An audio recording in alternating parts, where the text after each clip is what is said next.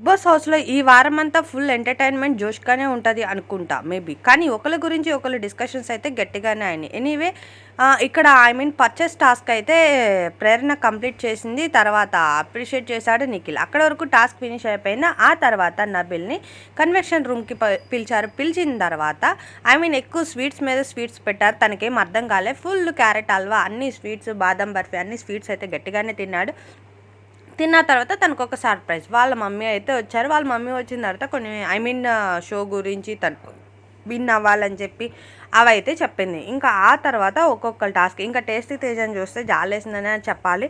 తన్ని కావాలని బ్లేమ్ చేసి తను ఈ హౌస్కి అర్హుడు కాదు అని చెప్పి ఫ్యామిలీ వీక్ని మిస్ చేపిస్తున్నారని చెప్పి తనైతే చాలా బాధపడుతున్నాడు. అవసరమైతే నన్ను ఎలిమినేట్ చేసేసేయండి, నామినేట్ డైరెక్ట్ చేయండి, కానీ నా ఫ్యామిలీ వీక్ని మిస్ చేయొద్దని చెప్పి తనైతే బతులు ఆడుకుంటున్నాడు. మేబీ తనది ఫ్యామిలీ వీక్ అయితే మిస్ అవ్వకపోవచ్చు మేబీ.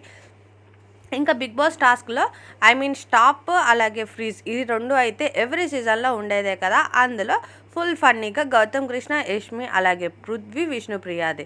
ఇంకా తర్వాత రోహిణి వాళ్ళ అన్న వాళ్ళ కొడుకు వచ్చాడు, తనైతే క్యూట్ ఉండు.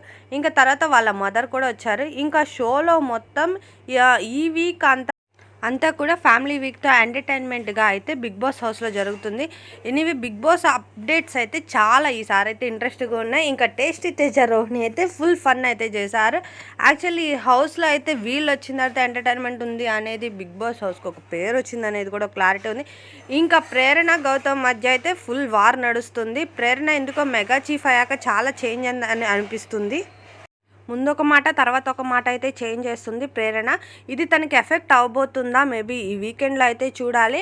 ఎనీవే ప్రేరణ చేంజ్ అయింది అని చెప్పి అయితే బయట అయితే స్ప్రెడ్ అవుతుంది. మరిన్ని అప్డేట్స్ కోసం అయితే నా ఛానల్ని సబ్స్క్రైబ్ చేసుకోండి.